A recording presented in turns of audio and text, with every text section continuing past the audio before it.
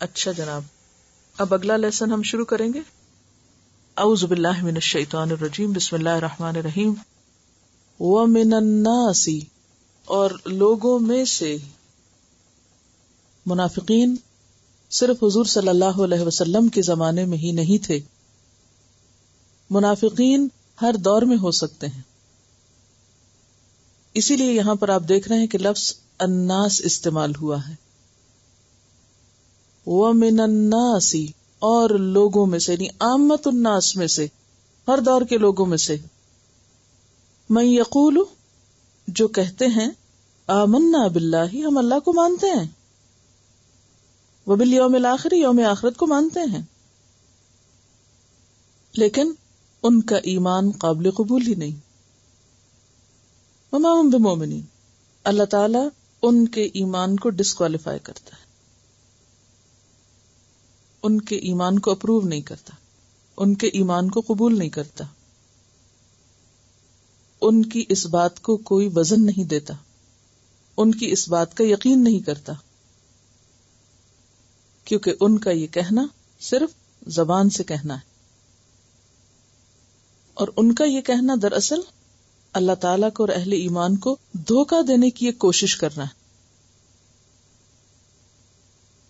اسی لیے فرمایا یخادعون اللہ، وہ اللہ کو دھوکہ دے رہے ہیں.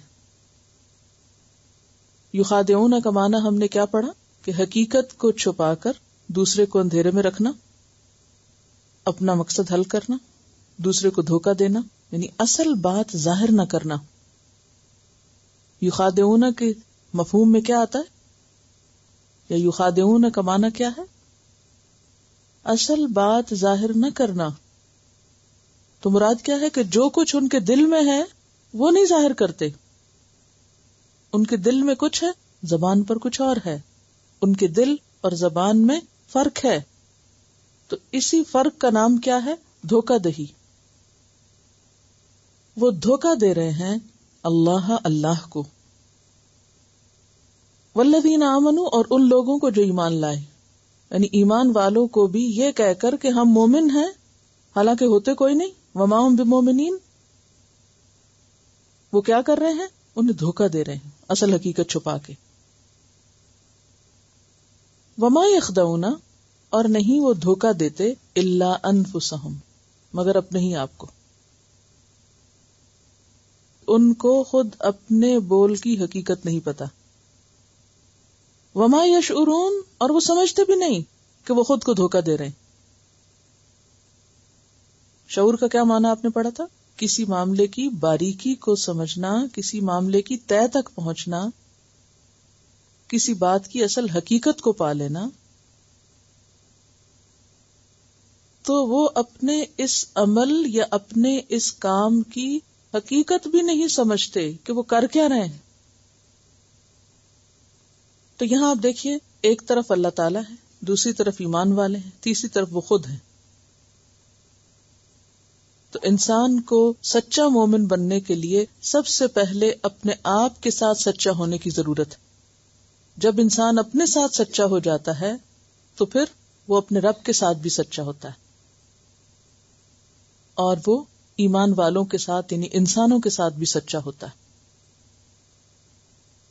اور جو شخص خود کو دھوکہ دیتا ہے، یا دوسرے لفظوں میں جو شخص اللہ تعالی اور اہل ایمان کو دھوکہ دینے کی کوشش کرتا ہے، وہ دراصل خود کو دھوکہ دے رہا ہوتا ہے، اور اس کو اس بات کا پتہ ہی نہیں ہوتا کہ وہ کر کیا رہا ہے.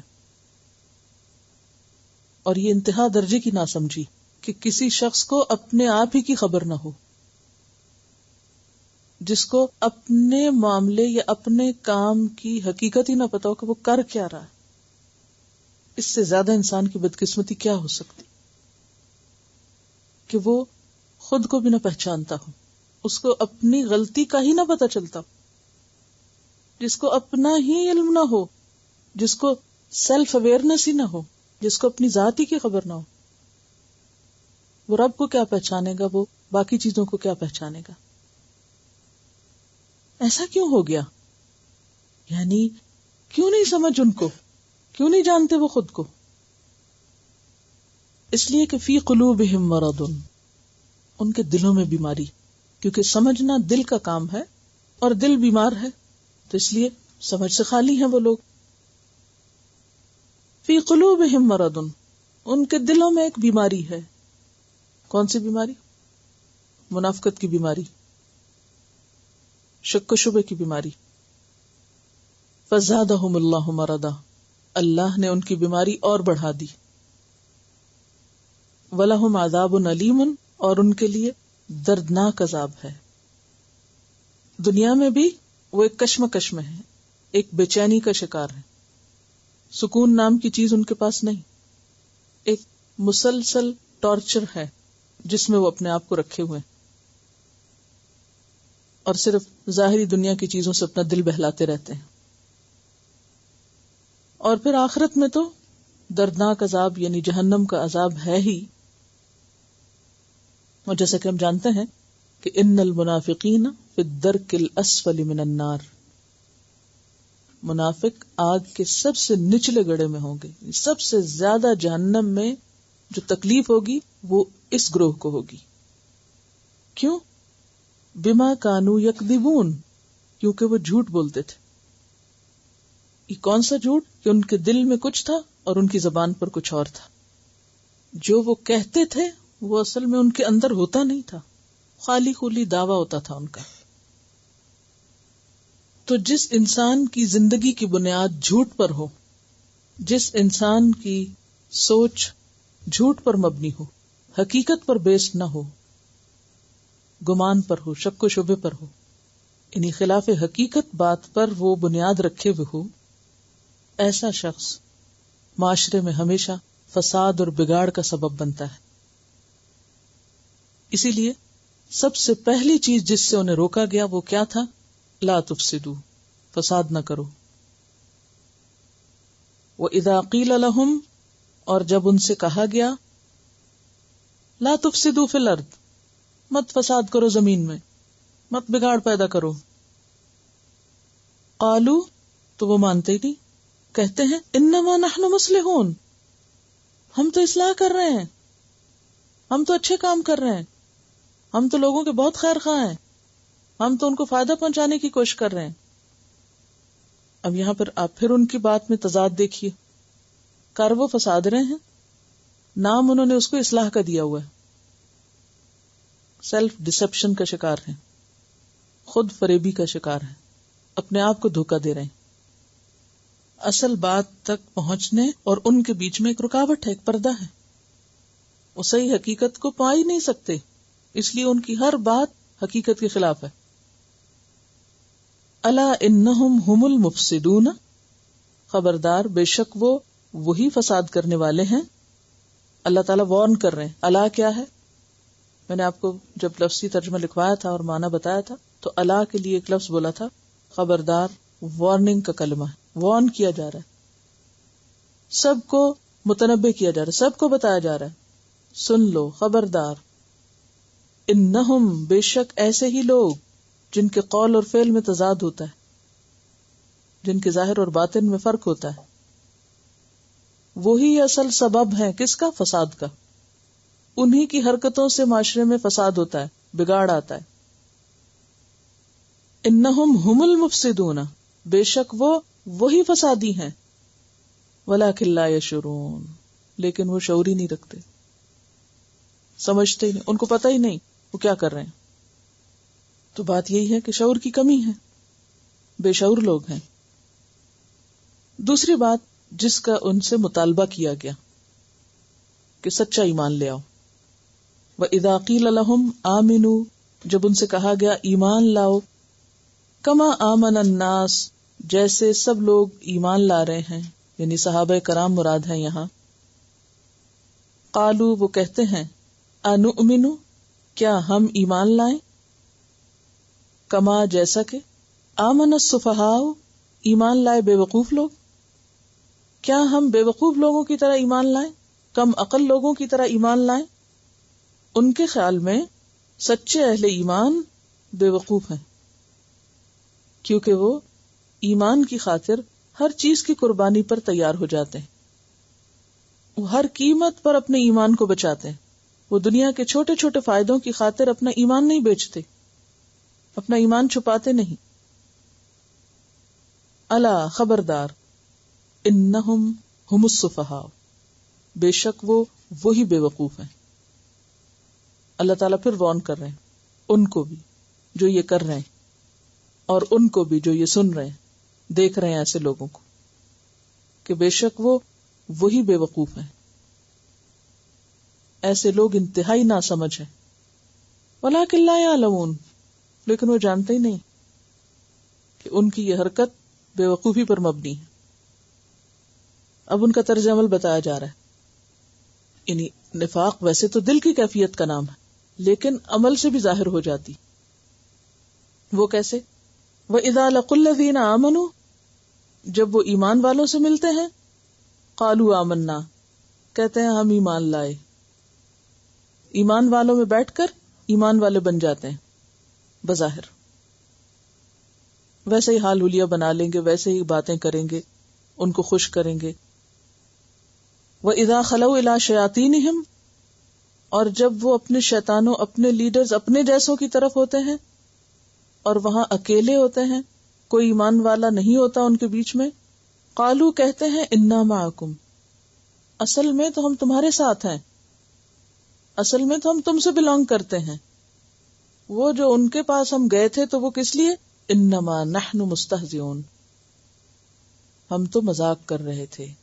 وہ ہم اوپر اوپر سے ان کو خوش کر رہے تھے، اندر سے بات کچھ اور تھی. تو مستہزئون کیسا مذاق ہوتا ہے؟ دل دل میں مذاق کرنا، خلاف عقل کسی چیز کو دیکھ کر مذاق اڑانا.